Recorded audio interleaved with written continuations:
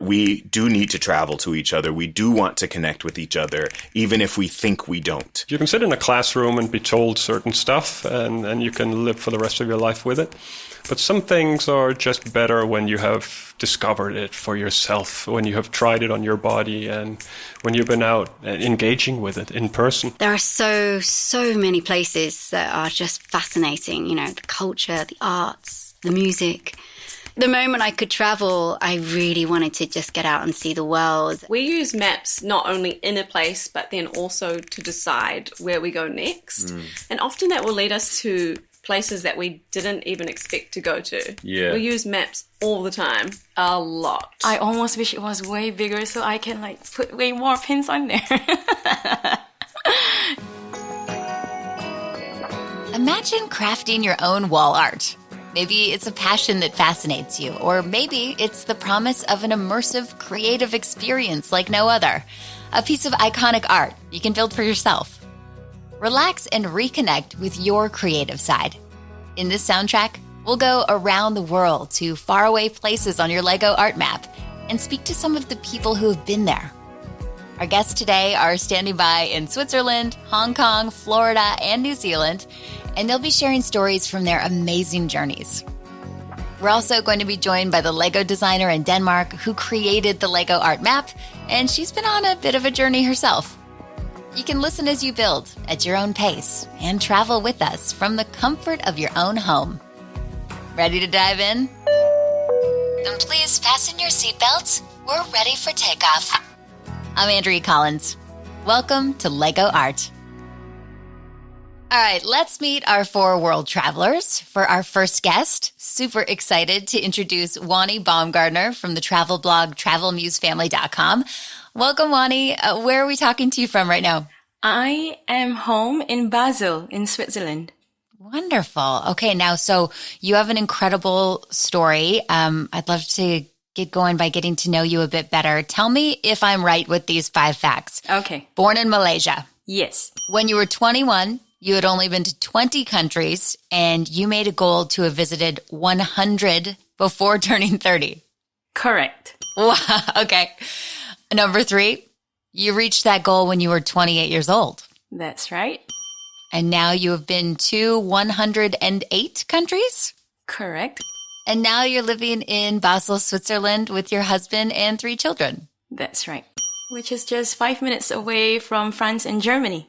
Oh, what a place to be. Yeah. Chocolate, cheese. Exactly. And the Swiss Alps is just an hour drive away. And that's probably my favorite thing about Switzerland. Oh, so nice. I can imagine that. We're also joined by travel filmmaker and host of the Fly Brother Travel Show, Ernest White II. Hi, Ernest. Hi, Andrea. Thank you very much for having me today. I appreciate being here. We're so happy you're here. Now, you're usually in San Francisco. That's sort of your home base. And actually Vancouver as well, Canada. Yes. But now you're visiting your folks in Jacksonville, Florida. And I see a big map behind you. Is that your childhood bedroom? This is my childhood bedroom, actually. However, this map is more recent than that. My mother asked me a few years ago to put up a map so we could pinpoint where I had been. And so now it's since become a recent family tradition to figure out where I am and pop that pin in there on the map. Aw, moms are the best. Wonderful. They're glorious, divine feminine creatures that they're the reason why we're here and still alive. Well, exactly. And it's like so many people would just star the place on their Google map, but moms will actually get the pin and stick it in there. Yes, that tactile, physical kind of sensation they need, and I love it. Exactly. I'm looking forward to hearing more about the map and your relationship with maps in general. But now we're going to jump to the other side of the world map.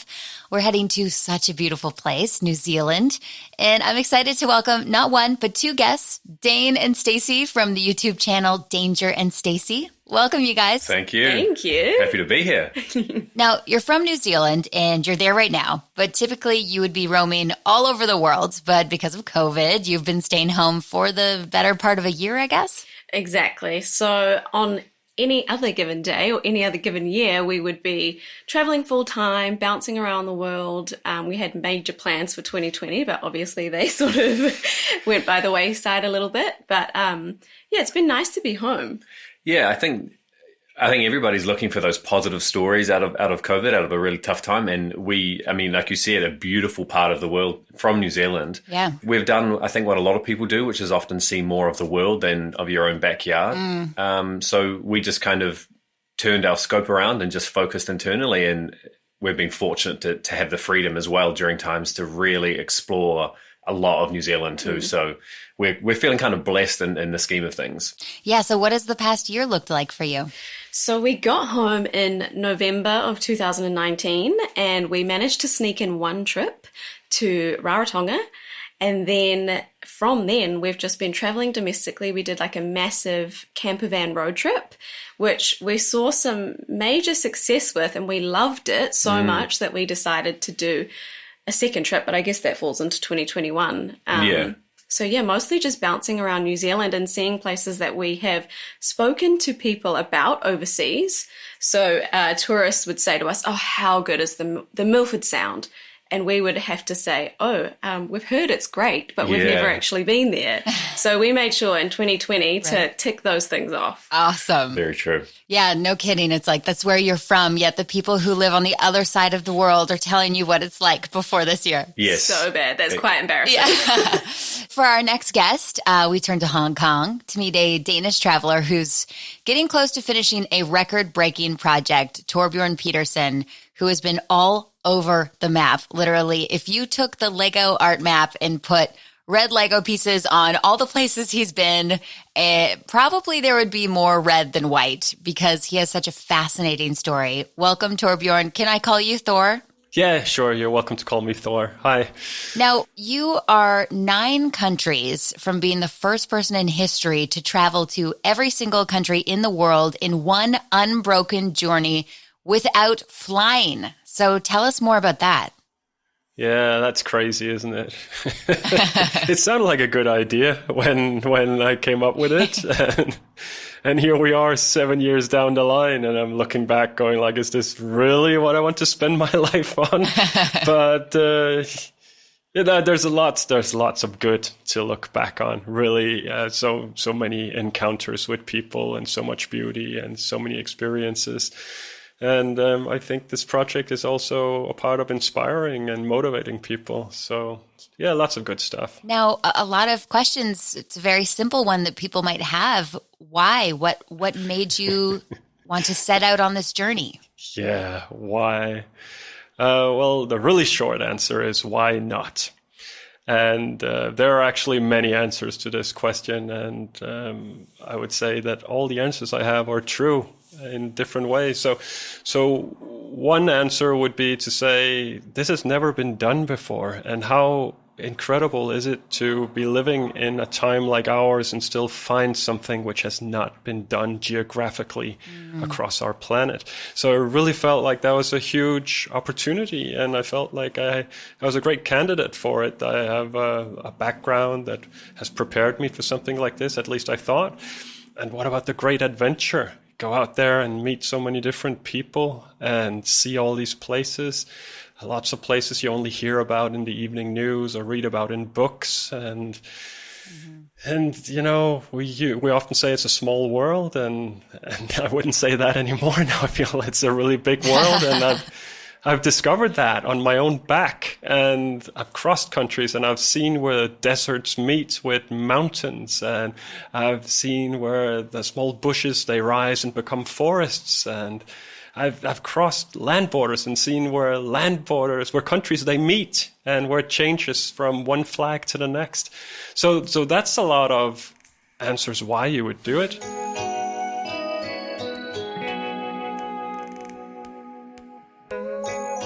Now, there's so many adventures coming up in this soundtrack. Juani will be telling us about a trip to a remote place in eastern Greenland. What's special about this place is the fact that I could see as far as my eye could see. hundreds and hundreds of kilometers. Surely. Dane and Stacy will tell us more about their lives as digital nomads and what they travel with. Cameras always attached to our hands, always. Cameras, laptops, headphones, wireless, Bluetooth, noise cancelling headphones. Those are a game changer for sure. Changes travel. Ernest will be talking to us about communicating with the locals in Tajikistan. The language of Tajikistan is Tajik, and it's also Russian, and I spoke no Russian, no Tajik. So, I kind of had to pantomime my way through the country. And Thor will be sharing a story of when he was watching movies on his laptop in a village in the Solomon Islands. And it was such a magical experience, an experience where you can never look at your laptop in the same way again once you've had 90 people seated around it watching a movie in a village with no electricity and no running water. It was just absolutely astonishing. And we'll also be joined by the Lego designer in Denmark who created the Lego art map, and she's been on a bit of a journey herself. And when I was in Beijing, I was there to study Mandarin, and knowing that I only had a year there in my course, I really, really made sure that I got to make the most of my time when I was in China. Stay with us.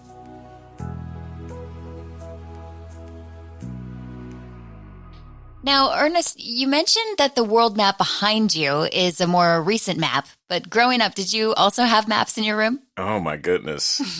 Yes, I was a total geography nerd. I was a geek. I collected. So I grew up in Florida, and every time you would stop at a restaurant, there would be some kind of, but near the door, this pamphlet, I don't even know what they call it anymore, but just a panel with pamphlets for different hotels and maps of Florida. And so I started collecting those.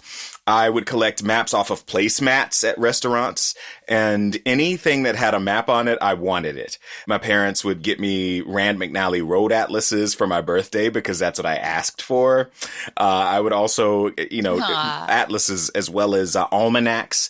And anything that talked about maps, culture, geography, languages, just anything interesting with regard to other places and other people, I was just soaking up like a sponge.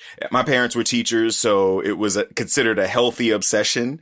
And they definitely kind of fostered that. And so I also, interestingly, was an av geek early on, well before my very first plane ride. I would look through the yellow pages here in Jacksonville, Florida, and call airlines that didn't even fly here, like British Airways, order timetables, posters, maps. They would send those things to me back in the old days before the internet. And that was what decorated my bedroom as a kid. Wow. So it's pretty much you were destined to do what you do now, it seems. Indeed. The seed was planted as soon as I popped out, I guess. Yeah. So, I guess it's safe to say that it was always your dream as you'd look at the maps and the flight plans in your bedroom that you wanted to get out there and explore. What was like your dream spots when you were a little kid? Oh my gosh. I don't remember any particular destinations kind of sticking out, but I do remember being exposed to certain cultures early on as a kid. Again, growing up in Florida, you go to Epcot, you go to Disney World. It was very cheap back then. It was like $21 Florida resident special was the ticket cost. And we would go to Epcot, and they had the pavilions from different countries represented there. Mexico, Norway, Morocco, Canada. And those were countries that I do remember sticking in my mind. France, China. And, so you think, I want to go to France, or I want to go to Norway, just because those were countries that kind of popped up in, that you had access to, even if it was this kind of snap together world that's created in a place like Epcot or Vegas, for example. I do remember, for some reason, Sweden being in my mind early on as a kid. I have no clue why, but that was where I ended up going for my foreign exchange trip when I was in the 11th grade. I spent a summer in Sweden, of all countries. So cool. Yeah. What about you, Juani? Were you also looking at maps as a kid back in Malaysia and sort of dreaming of going to all those faraway places? Absolutely. Maps have been a great way as well for me to figure out where I can go to explore a bit the beaten path. So in the past, it could very well be just having ideas of where to go, point A to point B. But if we need a stop in the middle, what would be the right next place? And that's where maps come in, right? You've got to figure out what's there. I still do it to this very day when we go hiking in the Swiss Alps. Okay, we found ourselves somewhere, but what would be a great hike to do in the area? And that's where maps come in. Maps are so important, especially since coronavirus. We've taken this new thing as a family. Since we can't travel outside, we're doing hikes with the kids, 10-kilometer hikes at high altitudes with the boys, and maps are supremely important for this. So I love maps. If you were to have a look at my Google Maps, you'll see 1,000 pins on it, because as soon as I find out about a cool new place, I'm starring that on my Google Maps.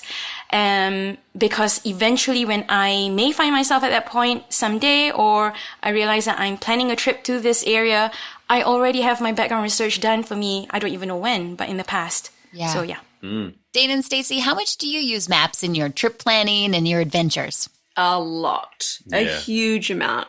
We use maps not only in a place, but then also to decide where we go next.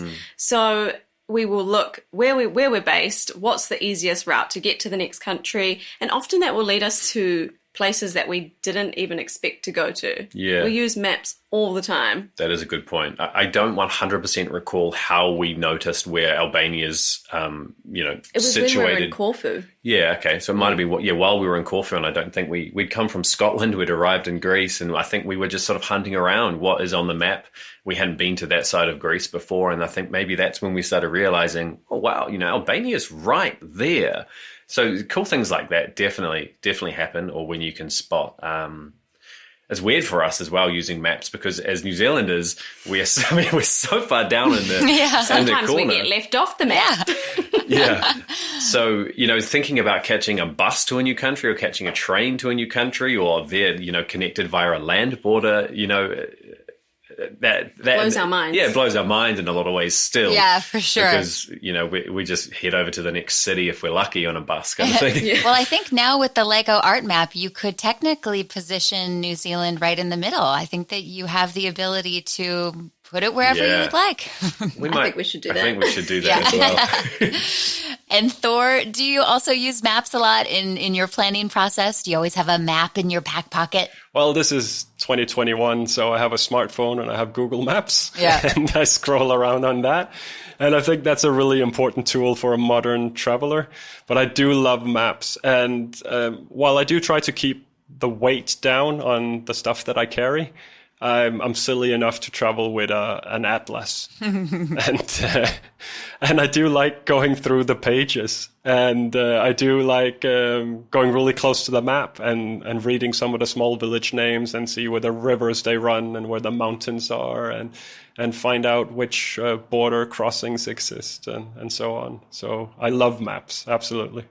Now that you have the Lego art map, do you have any thoughts on how you'll use that when it comes to displaying your trips? Well, I think it's really cool, the map. I really enjoyed it. I think that Lego got away with creating a world map because it is a little bit difficult, especially when you have small countries such as Denmark and those that are even smaller than that. And I really like the color scheme within the map. I think it looks absolutely amazing.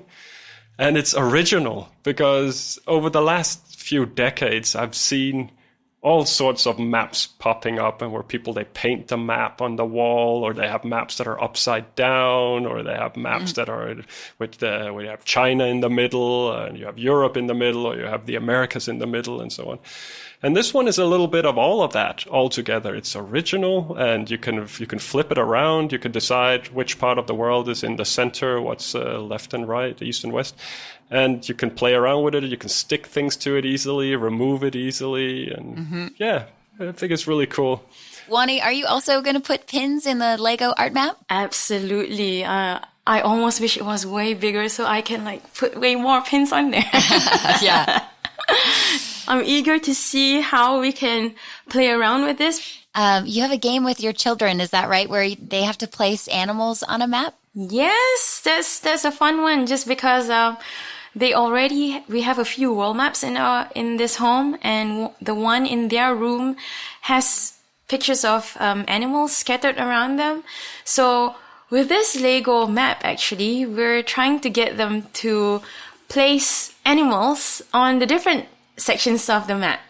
Or also, it's not even just about placing actual Lego animals on the map, but also we point to a certain part on the map, certain countries, certain areas, and we ask them, what do you know is there? So, for instance, with Australia, obviously it's the koalas and kangaroos, and they love that. I like that idea. I think it would be cool to do two things. Put the dots on the places that we've been to, and then a different colour for all the places that we want to go. I feel like my dots will be... Yeah, I don't think there's enough that came... No, there's so many. But... I know, the whole map's going to be covered because we just want to go everywhere, but maybe just like our top 10, and then slowly we can keep adding to. Yeah. I like that idea as well. It's cool that it's sort of that black and white start, and then you get to add the color and add the creation to it. I like that. And Ernest, being such a map fan, I take it you're pretty excited about the Lego art map? Yes, I absolutely love it.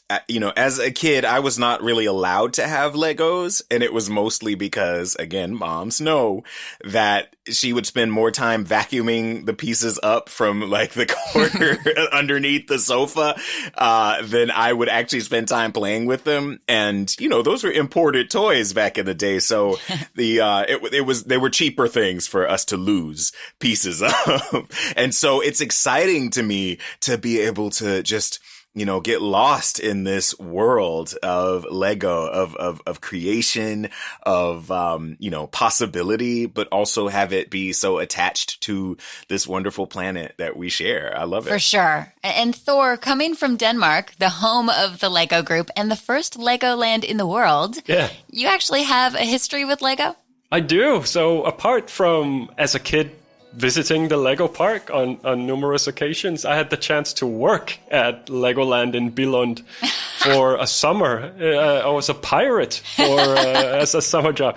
And it was the best job. I mean, like, no kidding. I know that this podcast is related to Lego, but that's the best job I had in my entire life. And I've worked a lot of jobs, and I worked in a lot of countries.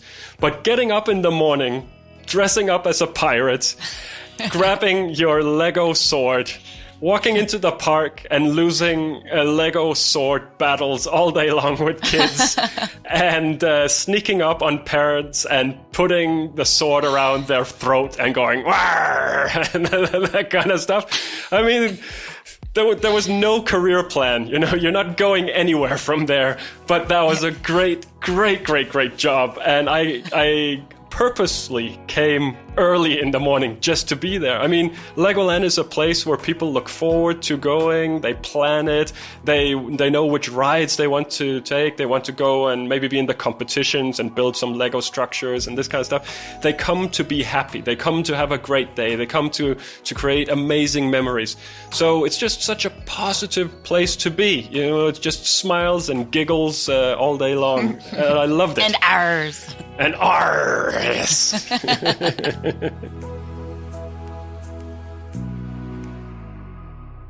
From a Danish-born currently in Hong Kong to a Hong Kong-born currently in Denmark, we're joined by Fiorella Groves, the Lego art design manager behind the Lego art map. That is the reason we're here today. Fiorella, welcome back to yet another soundtrack. Thank you for having me, Andrea. It's lovely to be back. Now, the last time we spoke, we were talking about the Mickey and Minnie Lego art, and your mom was the biggest Mickey Minnie fan, but she didn't know yet that you were working on that. So I imagine since then she's found out. What did she say? She's so happy. She's so happy. She's bought... I've sent her a set or two, and she herself has bought more to give out to friends, I believe. Yeah, she's very, very, very, very proud.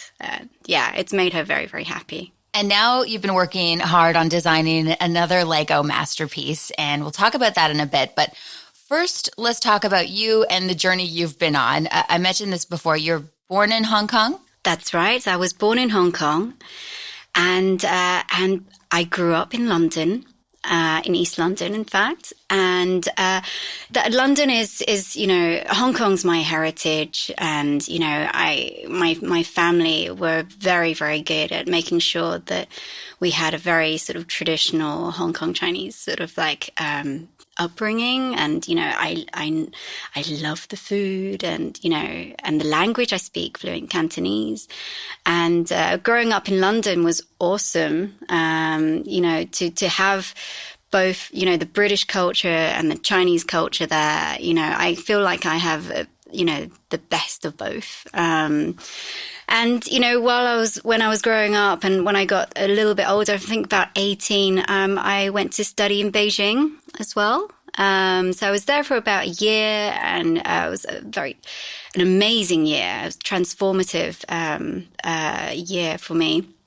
And back to London, and then now in Denmark.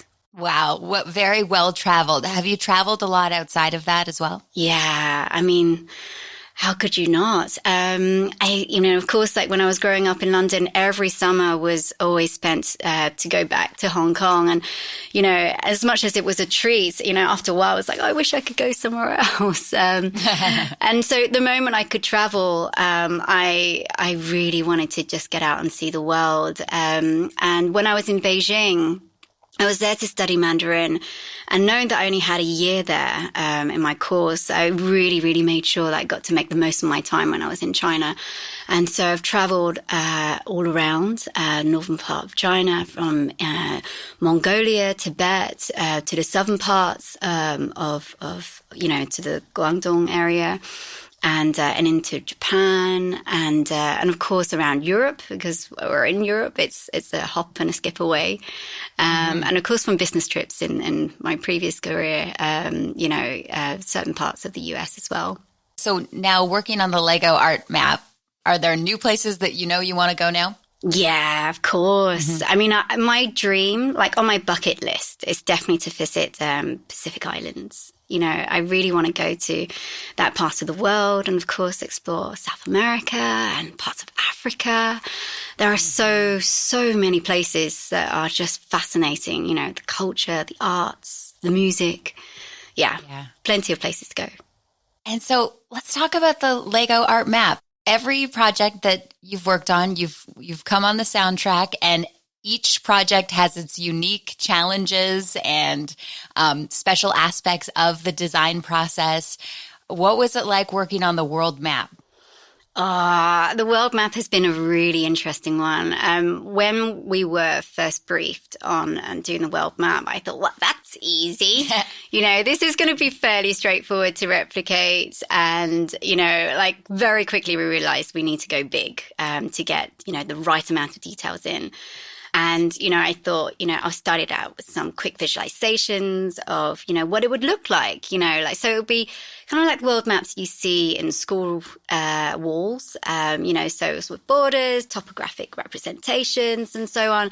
And they kind of look good, but I don't know, it was just missing something. And I wasn't really happy with how it looked, and how do you make it Lego? You know, that I think that was the biggest question we kept asking ourselves: how do you make it Lego, and how do you make this, you know, give it a really nice, unique, creative twist that makes it make sense for it to be Lego, not just, you know, something you could just. I mean, you can easily buy a poster, right?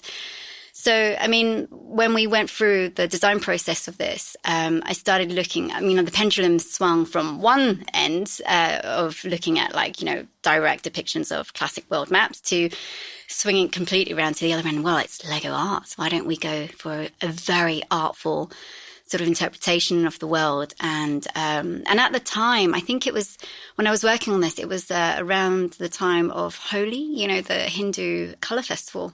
And, you know, I remember seeing in some, you know, news reports, you know, there's all these beautiful colors, you know, where like people are powder bombing each other with like bursts of colors. And I was like, oh, why don't we try something like this just to see what it looks like? And I mean, the first thing we did was that we did away with all the man-made borders so that all the landmass was in one color, so that we can really let the negative space in the oceans really sing. And that would be our canvas to kind of play with.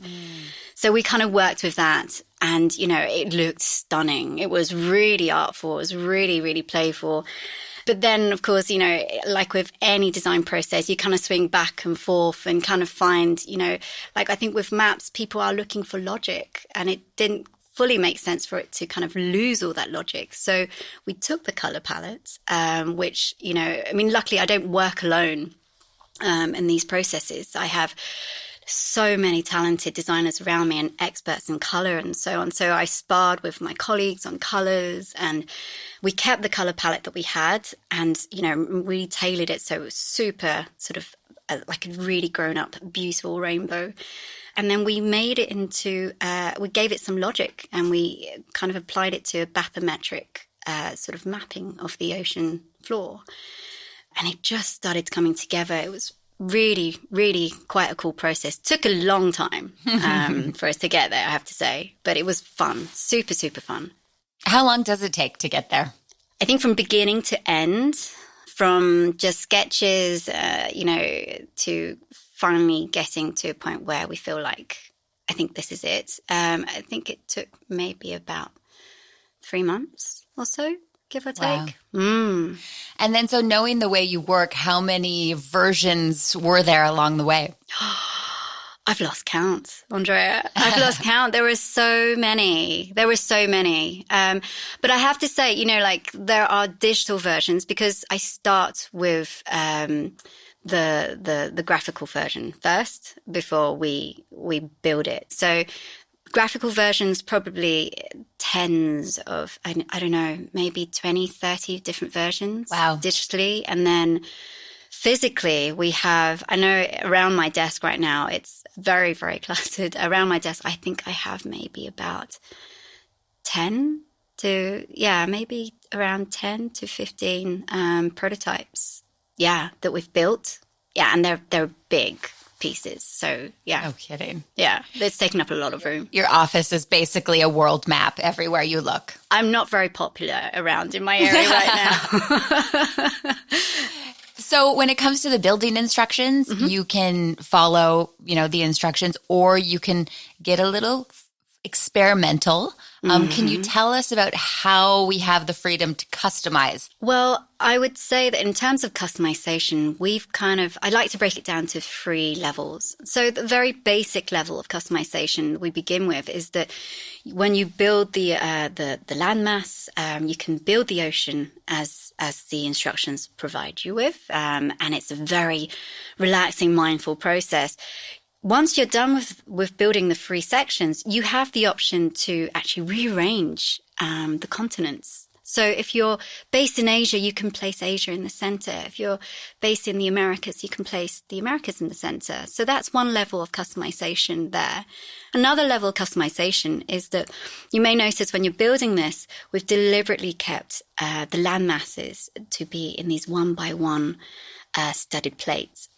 And that is because we want to give people the option to personalize it and actually map out the places that mean a lot to them. So you can customize where you want to go, where you come from, or places that has meaning for you. Then the final level of customization, this is where I'm most excited about.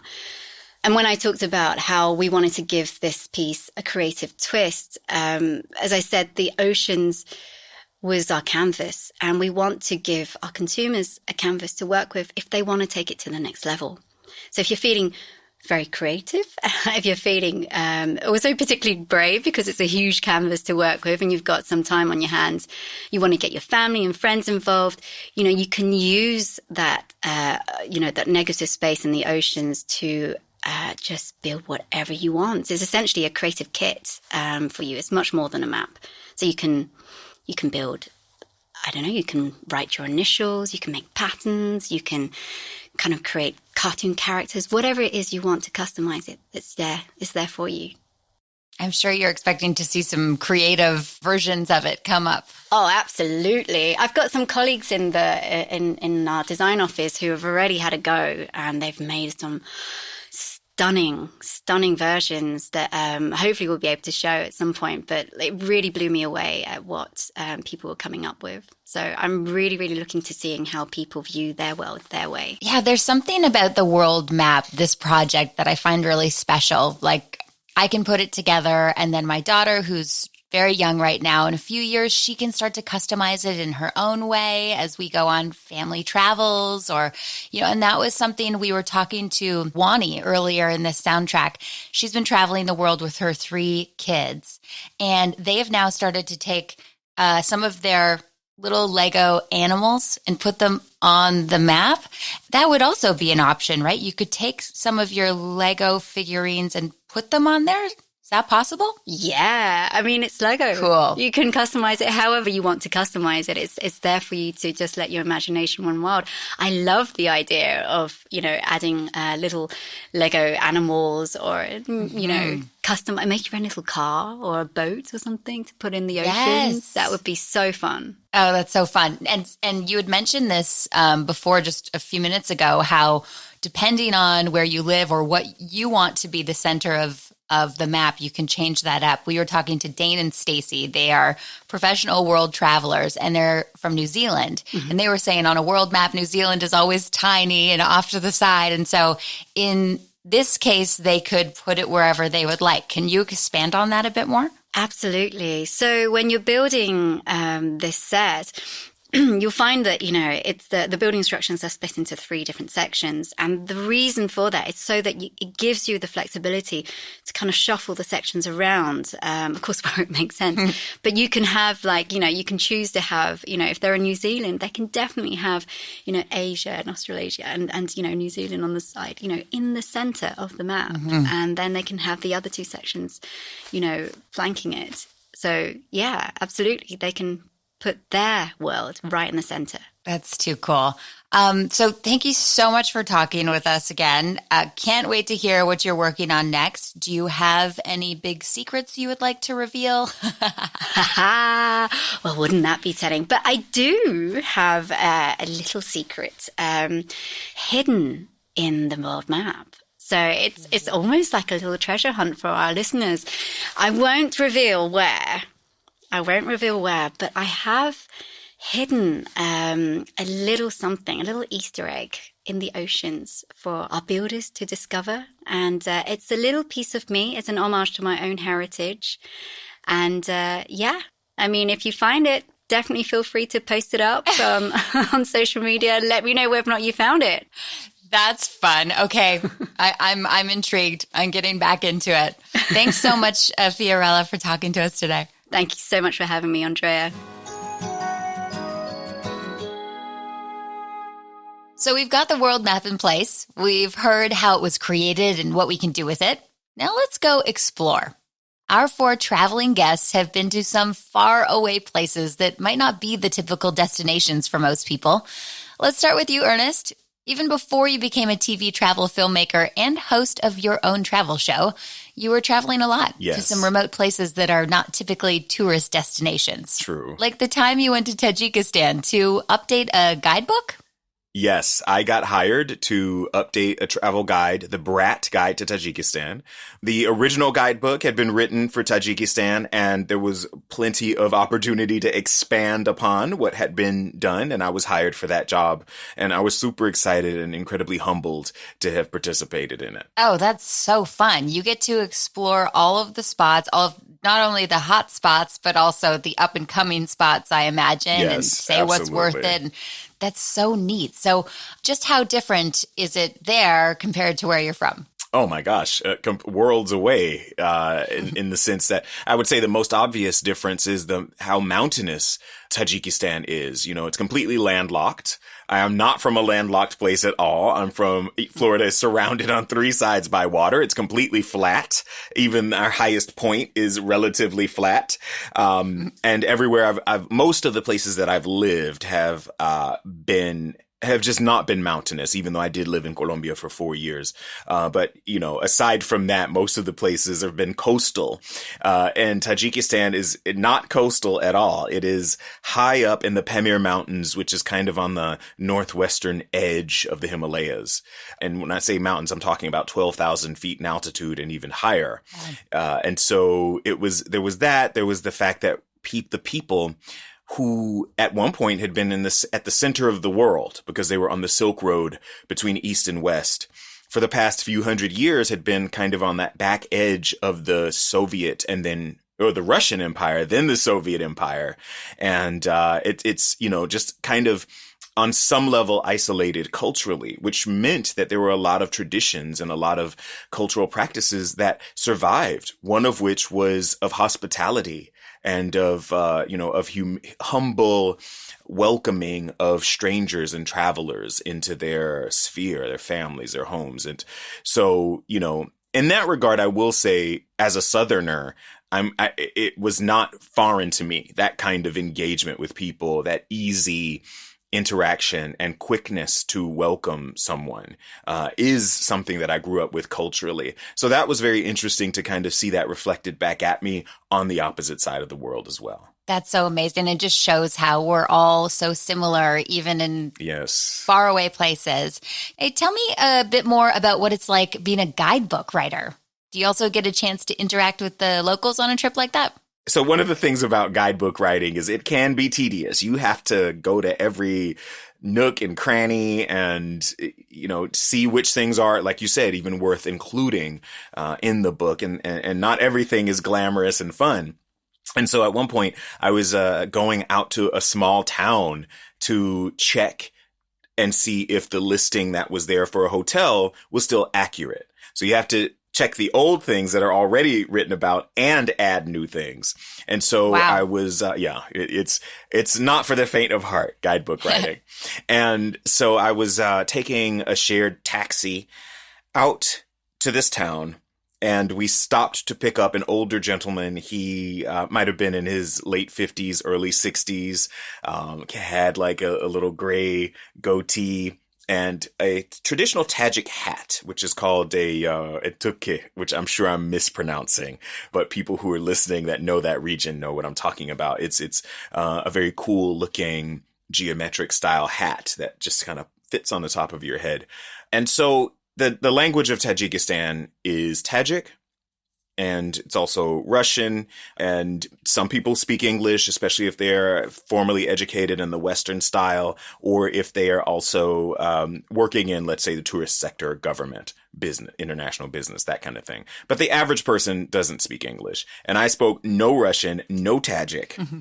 And, I kind of had to pantomime my way through the country. Well, the word for journalist in Tajik was very similar to journalist. It was something like journalist. And I remember that this, the gentleman had engaged. He spoke to me when he got into the cab. He, nodded and said hello, and I kind of nodded back to him. And then he started talking to the driver, and I heard journalist come up.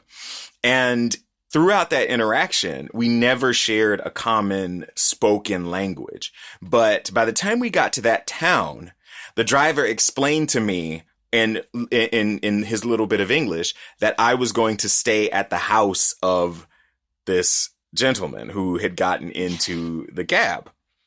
And I'm naturally credulous. I'm 6 feet tall, or that's about 184 centimeters. I'm not a small guy. And I recognize it's male embodied privilege just to be like, okay, yeah, I'll do it, without thinking about some of the dangers. That said, I, again, am relatively credulous. There was nothing in his interaction for me that seemed weird or strange or dangerous. So it was almost natural for me to say, okay. And especially since I didn't know how to protest in either Tajik or Russian and explain that I was there to do a job. It was more like, all right, just go with it. And I did. He took me to, after we got dropped off in the town, which was called Tojikobod, we went and had food, and I was showing him the guidebook and kind of trying to explain again with gestures what my job was. And just through the interaction over the next several hours, I picked up or perceived, however correctly or incorrectly, that he had been in the military, that he had traveled to China as well as to Moscow, and he was a farmer now. And he took me to his farm after we had lunch. He introduced me to some of the other guys in the neighborhood who all greeted me with kind of this symbol that they do where they put their hand over their heart and they nod, which is just this phenomenal gesture of recognition and humanity. And, you know, there was also this kind of excitement because as North Americans, I'm going to include Canadians in this, you know, we're all kind of made for TV, if you will, to a lot of people out in the world. You know, we've got our orthodonture going. We've got kind of like, we show up very bold and, you know, high energy generally. Loud. And so, well, you know, yeah, loud. And for better or worse. And basically that kind of people engage with that very interestingly. You know, it is like seeing someone from television right, you know, in person. And I get that when people say like, oh, you're like, you know, Hollywood almost. So that was kind of the interaction or that the energy that was happening. But people were, again, very welcoming. They were showing me around, and the gentleman, like at night, his wife made dinner and we were laying kind of on these mats in the Central Asian style and still just kind of hanging out and talking without talking, you know, just really having like telepathic conversation almost. I don't even know how to describe it because, again, there weren't many commonly shared words. Yeah. And I spent the night there, and the next morning it was very chilly. So he gave me a Tajik coat, which is very, it's like this black velvet kind of coat with a little bit of embroidery in bold colors along the edges. But on the inside, it had like this wonderful floral pattern in the lining. Cool. And it was super cool. And now this guy was, you know, much smaller than me, so the coat was almost like a vest on me.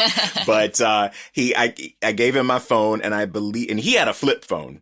But I think this might have been one of the first smartphones that he was kind of ever dealing with, and because he took some pictures of me, many of which had his finger in the the lens, but some of them were actually really good.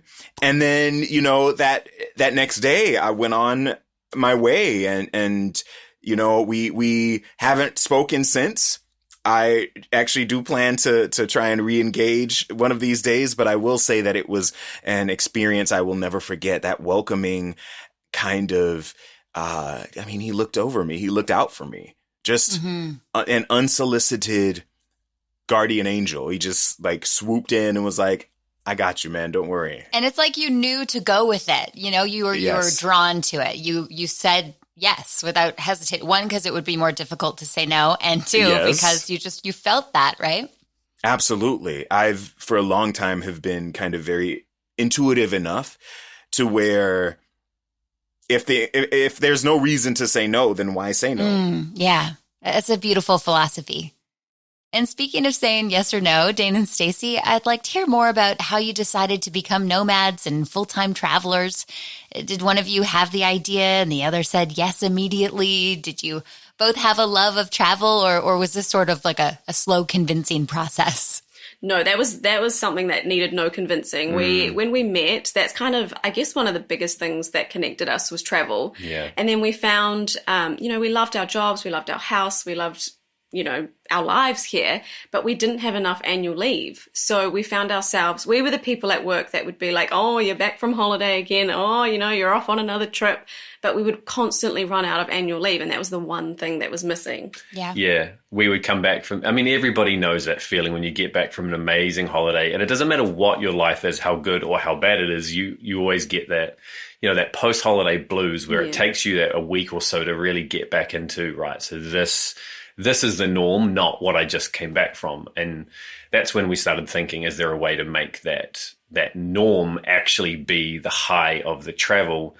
And it seemed like becoming nomadic was sort of the solution for that. And Stace was in a really good situation. We thought that because sort of as a graphic designer, it was easy for me to transfer to becoming freelance. So I actually gave that a try in Auckland at home before we left.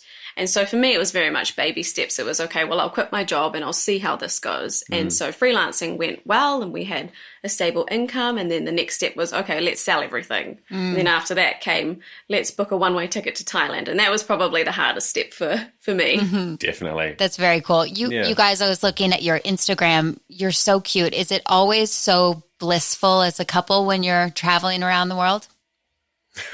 You know the right questions to ask, don't you?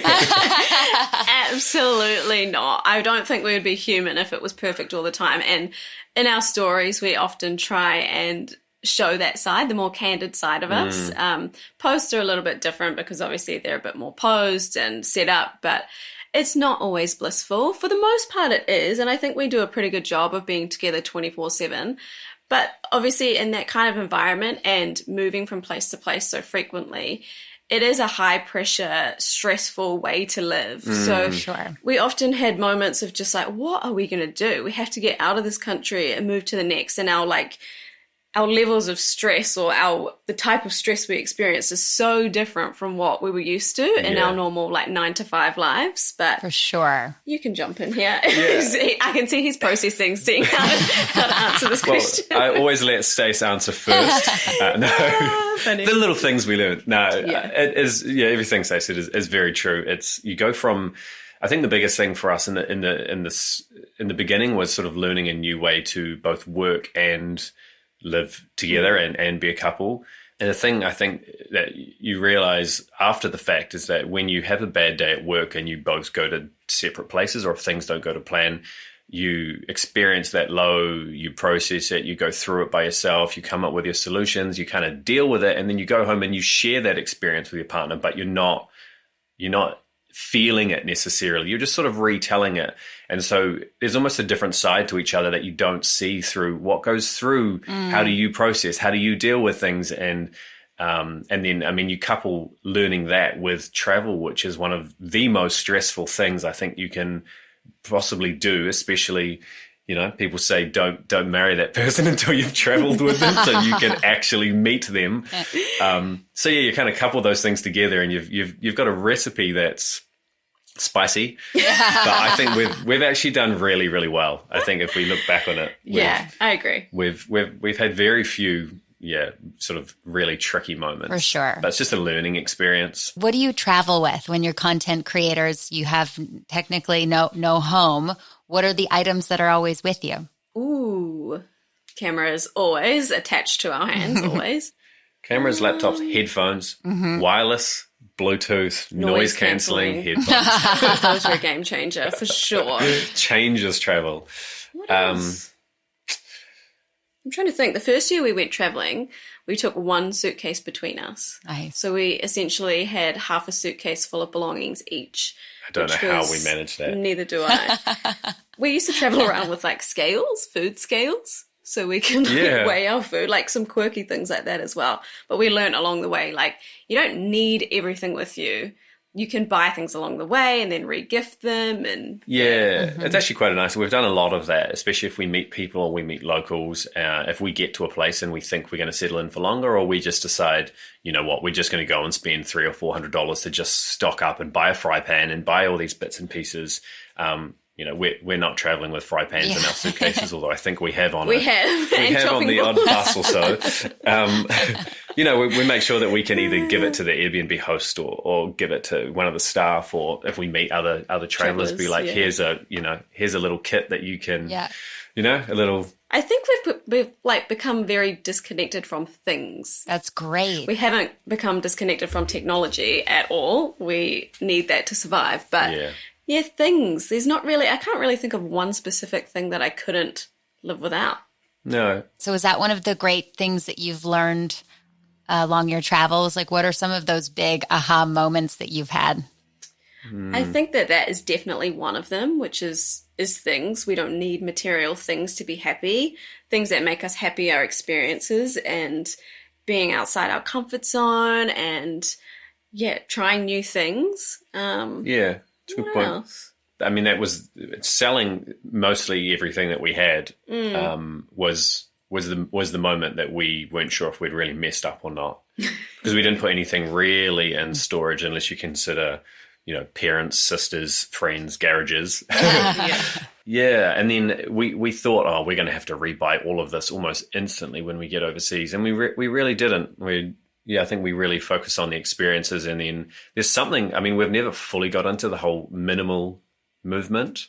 I think we've accidentally fallen into it, to be honest. Sounds like it. But it's surprisingly freeing, would be the right word, to just actually have less things to worry about. And then you find you don't end up looking on websites that, oh, those are nice shoes. Oh, those would be cool to have. You know what I mean? It's like I have one pair of shoes. Yeah. I will say though, being back home and being surrounded by it again, I do feel myself like slowly falling back into that a little bit, because now it's like, oh, you've got these events coming up, or you've got, all the things that you used to do.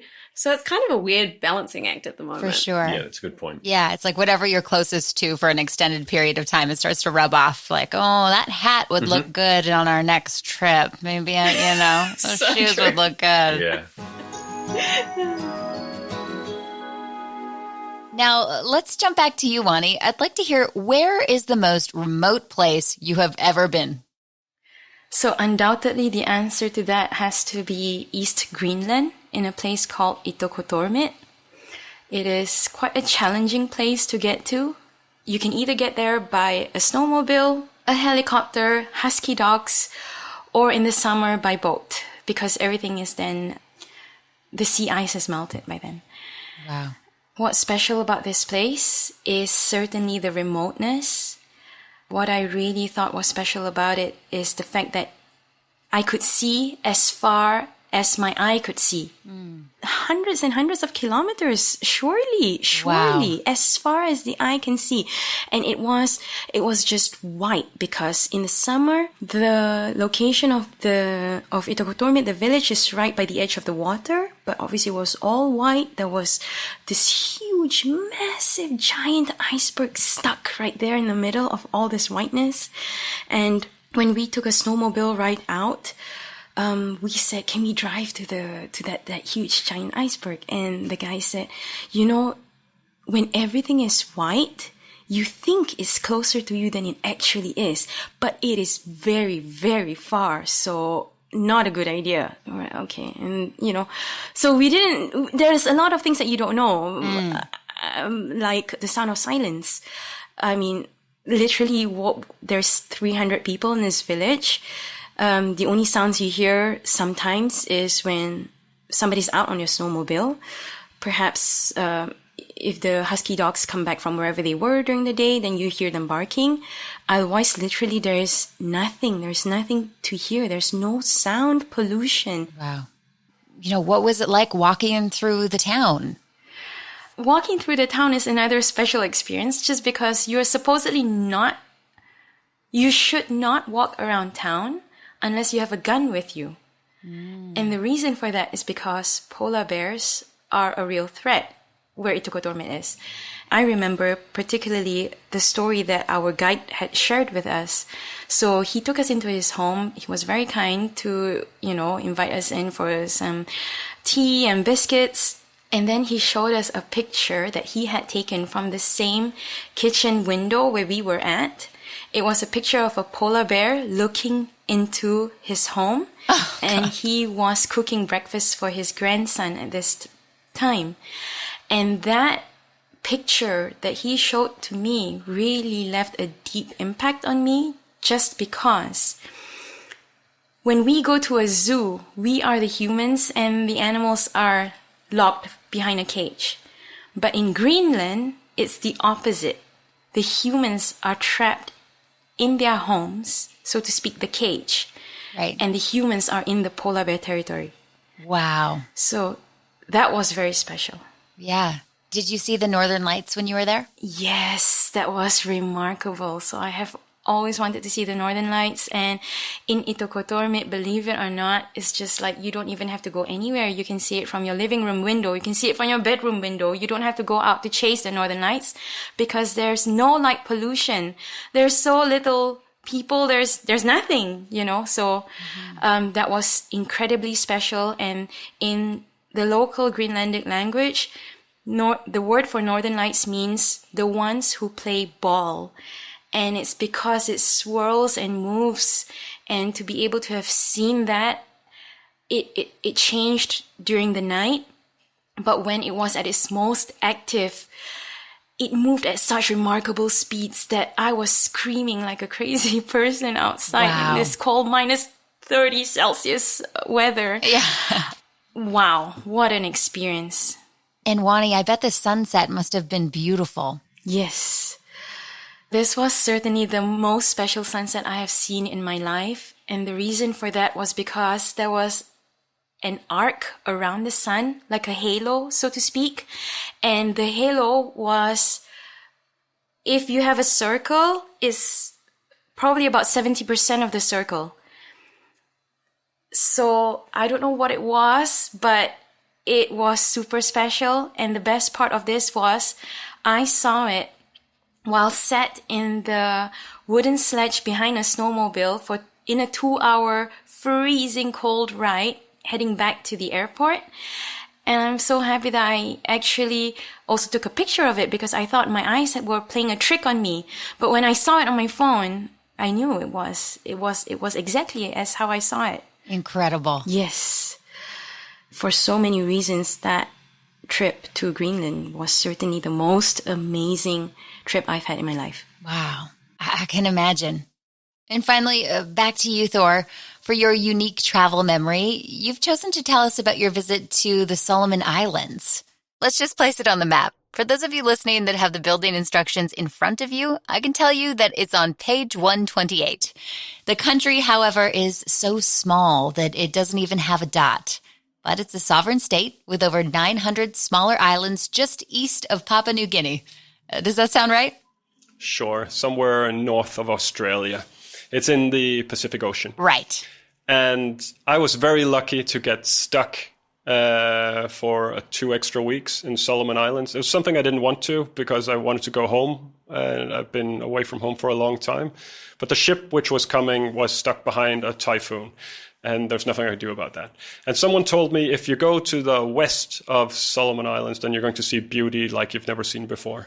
And I had these 2 extra weeks, and I found out where the ferry left from, and I went with the ferry, and the ferry stopped at various small ports where they had no roads and no vehicles, just the villagers, and they would put up small markets, and you go get off the boat and buy snacks and fruit and vegetables, and you go back on the boat and you eat it.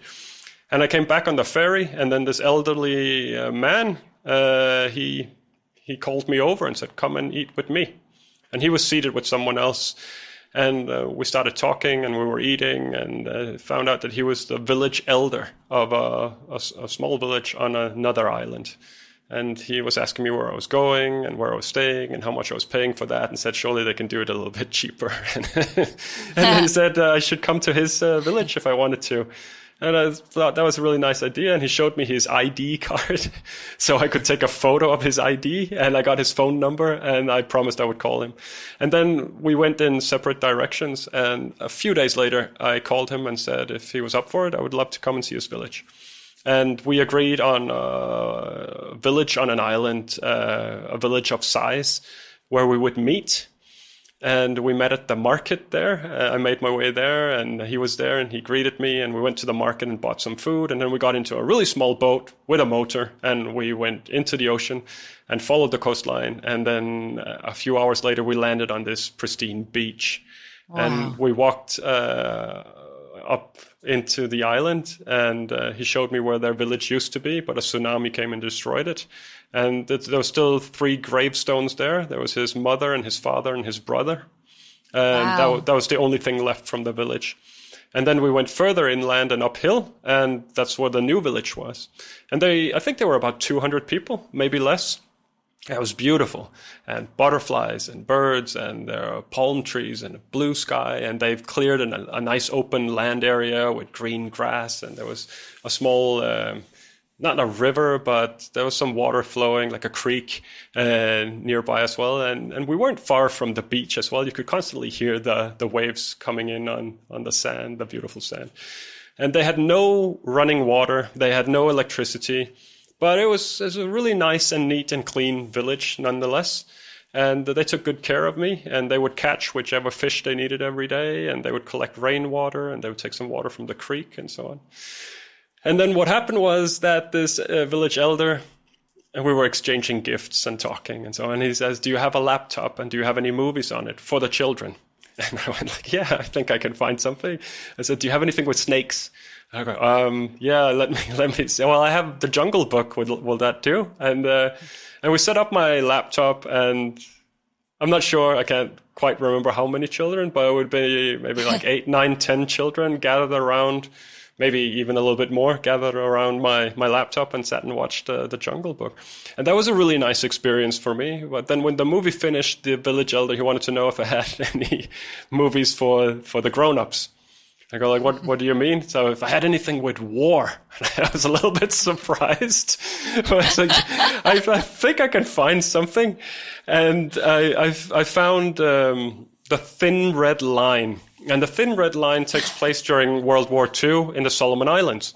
So I felt that was perfect. Like, there are some of the local people are in the movie, and the Americans are fighting the Japanese and so on. So we put that on. It had become night. It was raining, oh so gently. We were in a small, very simple house structure with no walls. So there was a roof, and there was kind of a fence around it, but it was open out to all sides. And I could lean out over the fence and feel the rain on my face, but I could also see the stars. And then you had 90 people, maybe around 90 people seated around my laptop watching the Thin Red Line.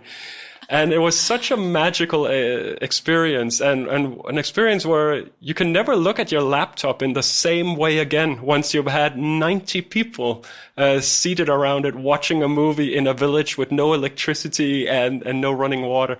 It was just absolutely astonishing. Wow. Yeah. That's so cool. You know, obviously a memory like that sticks out, but you've been to so many countries. You must have so many great stories. How do you remember all of them? Yeah, it's hard. And some of the stories that do get mixed a little bit together, and I'm not getting any younger. But then it gets triggered somehow in certain situations. You know, there's lots of stuff I completely forget or feel like I've forgotten. Today I have 2 students come and visit me and just talk to me for a while.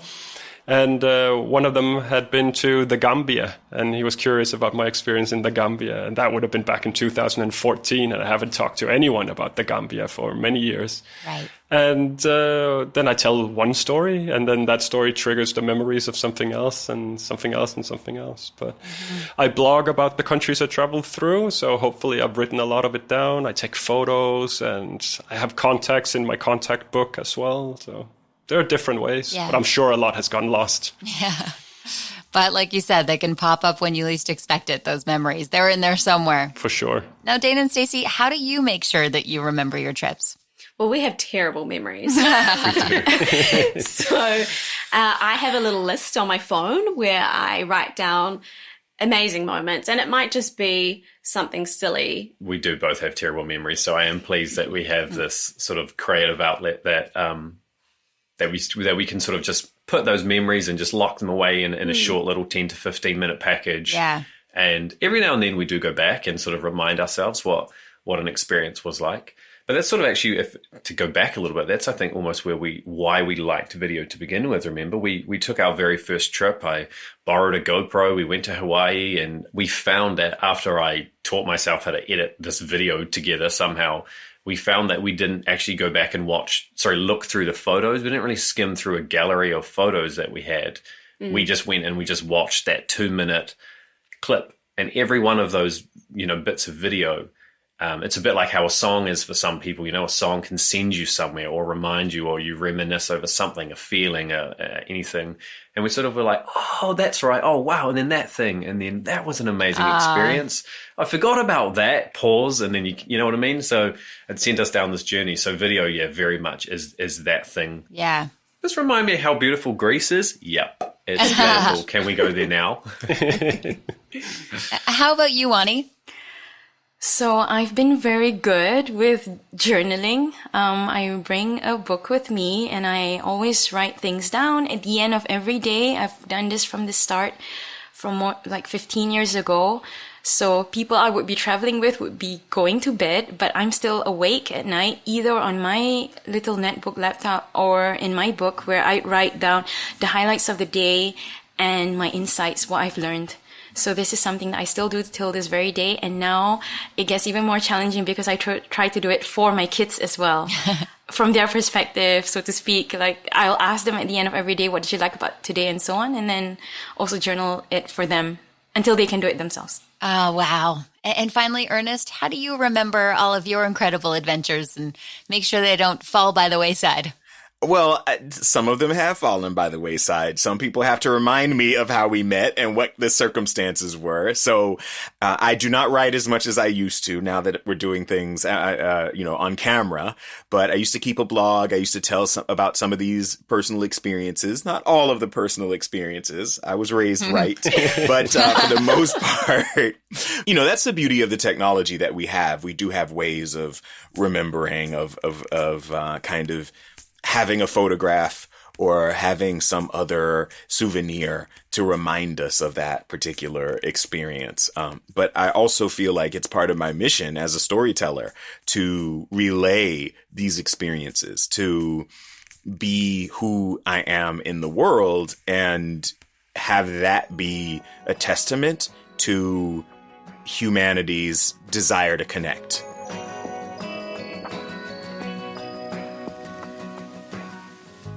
Thanks for listening to the story behind the Lego art map. We hope you've enjoyed listening to some interesting stories from faraway places on the map. How's your piece of Lego art coming along? Are you getting ready to hang it on the wall? Maybe start putting pins in it?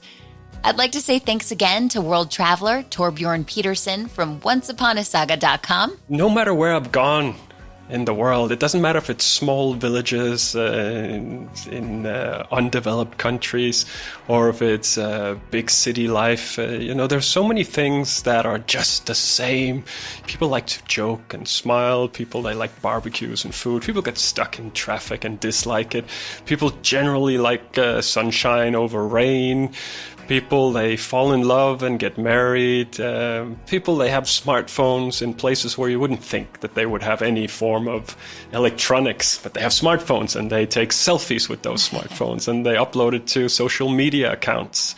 We have 2 eyes and ears and 2 arms and 2 legs, and we go to sleep and we wake up, and people, they look for security and they try to accomplish things, whether it be losing weight or getting a job or finishing an education or finding peace in their family. So we're very much connected. Also, thanks to TV producer and host Ernest White II from flybrother.net. We do need to travel to each other. We do want to connect with each other, even if we think we don't.